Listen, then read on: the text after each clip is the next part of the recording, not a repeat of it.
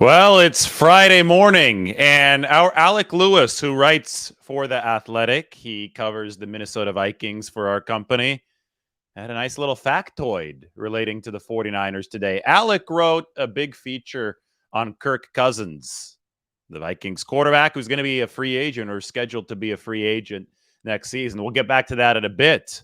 But one of the factoids in this piece was that Kyle Shanahan actually tried to send the 49ers number 2 overall pick to Washington in a trade back when Shanahan first took over as the 49ers coach in 2017 for Kirk Cousins, because obviously Cousins was in Washington at the time. The link to this article is in the description. You absolutely do need to check it out.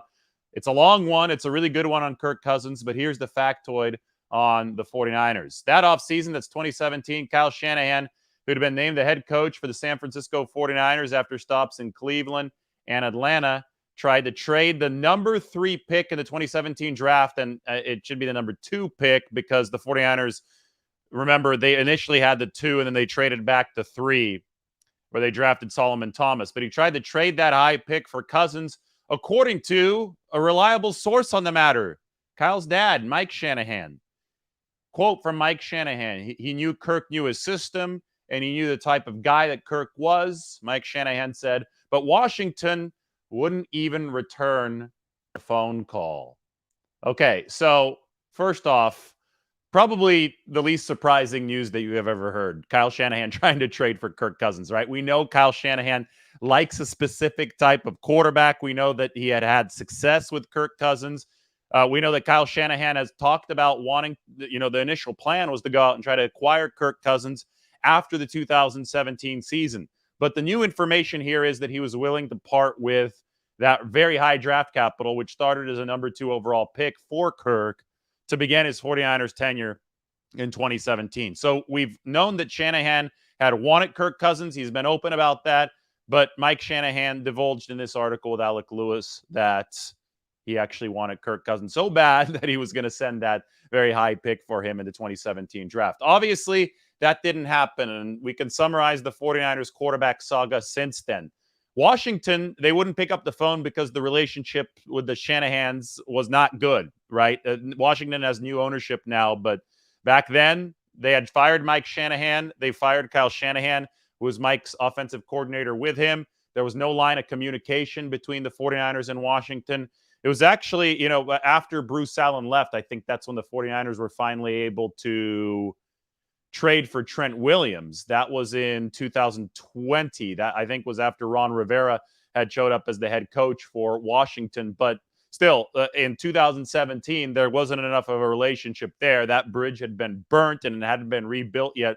The 49ers weren't even able to get a phone call back on Kirk Cousins. So that wasn't a possibility in 2017, even though they wanted it. So instead, the 49ers entered the season with a placeholder quarterback, Brian Hoyer. They were never intending for Brian Hoyer to be their long-term guy. He was a placeholder for 2018 when the 49ers hoped to make another round, another pass at Kirk Cousins, because Kirk Cousins theoretically in 2018 was going to be a free agent. It would have, Washington was just holding on to him by the franchise tag at that point, right? So Cousins ended up signing with Minnesota, but by the time that Cousins became a free agent, Bill Belichick had offered the 49ers Jimmy Garoppolo in a trade, and the deal for the 49ers was too intriguing to pass up midway through that 2017 season.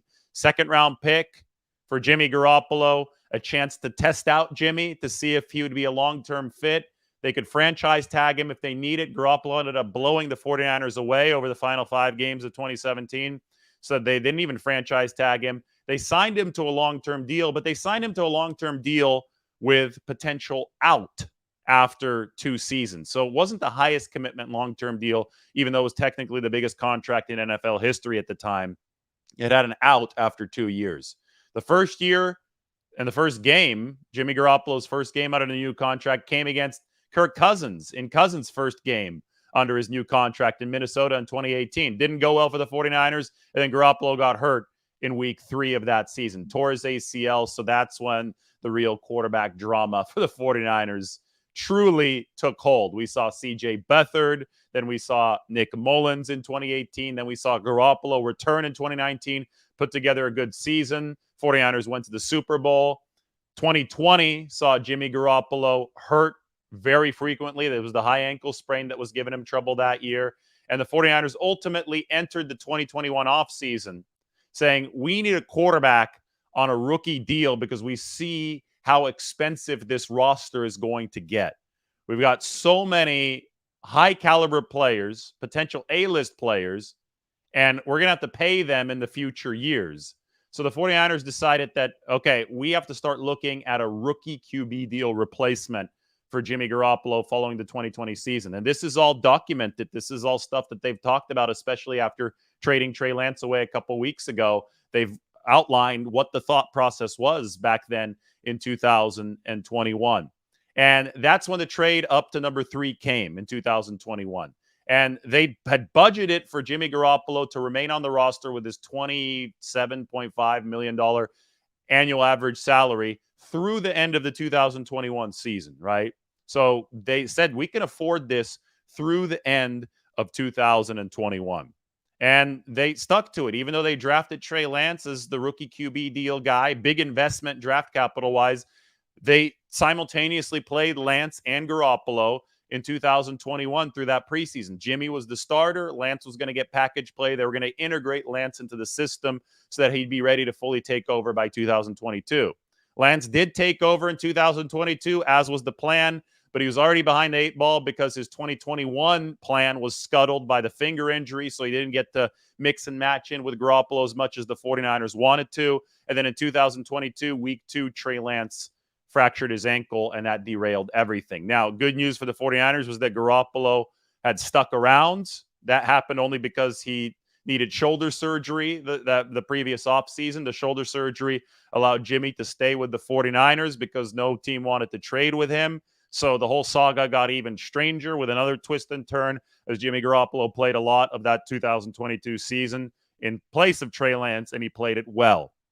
And he played it at a discount because the 49ers couldn't afford that expensive quarterback contract anymore. That's how it got lucky for the 49ers, right? They were able to retain Jimmy Garoppolo at a cheaper price. Speaking of cheap prices, though, in 2022, after Garoppolo got hurt, Brock Purdy stepped in, and he was an even cheaper quarterback than Jimmy Garoppolo. Brock Purdy and his cap hit of about $800,000 to $900,000. And even though Cousins, I mean, we could bring this all full circle now. Cousins is set to be a free agent again this coming off season. It's very possible that Brock Purdy has now emerged as Shanahan's chosen one. Has a lot in common with Kirk Cousins as far as his ability to just execute the offense as a machine. Kyle Shanahan wants a machine to execute that offense, get the ball out on time. I think he's seen a lot of what he liked in Kirk Cousins back in the Washington days in Brock Purdy now. But I would say that Brock Purdy's more athletic than Kirk Cousins. Got that elite 10-yard burst, more escapability, maybe a little bit more moxie than somebody like Kirk Cousins, who I think is pure robot. And maybe Shanahan likes that. Maybe Shanahan likes pure robot at that quarterback position. Maybe Purdy freewheels a little bit more than Cousins, and Shanahan doesn't like that. But I think you need a little bit of the freewheeling in the NFL. You just need to keep it under control. You need to know when to use it and when not to use it. But I think it's very possible that Purdy is the chosen one for Kyle Shanahan, and that means that flirtation with Kirk Cousins won't happen after this season. But we got to let this season play out because 49ers QB drama, it's a never-ending cycle, right? It's something that we can never fully write off. Always remember, and this is important, and this might toss both Purdy and Cousins out the window for 49ers possibilities in the future. Always remember the 49ers rookie QB deal edge. They just signed Nick Bosa. It officially happened. He put pen to paper a few minutes ago. The reason they're able to pay Nick Bosa the amount of money that Nick Bosa ended up getting, which was a record, and the reason why they gave Deebo Samuel a massive contract the year before, and they gave Fred Warner a record contract the year before, and Trent Williams a record contract in 2021 as well, and George Kittle a record contract in 2020. The reason that all these things have happened, and the reason that I think they'll be able to pay Brandon Ayuk in 2024, maybe Talanoa Hufanga next year as well, well, a huge piece of that puzzle is the fact that the 49ers decided to go to the rookie QB deal route back after the 2020 season. They decided, hey, we have to cut costs at the quarterback position. So that way we have the money available to pay everybody else. And the rookie QB deal is the way to do that. Just yesterday, Joe Burrow signed for $55 million annually. Just blew the quarterback market out of the water, blew any contract market out of the water. Consider that Garoppolo, when the 49ers signed him to that long-term deal in 2018, that was at $27.5 million per year. That was the top contract in NFL history out of all quarterbacks at the time. $27.5 million was the high water mark in 2018. Joe Burrow is now at $55 million.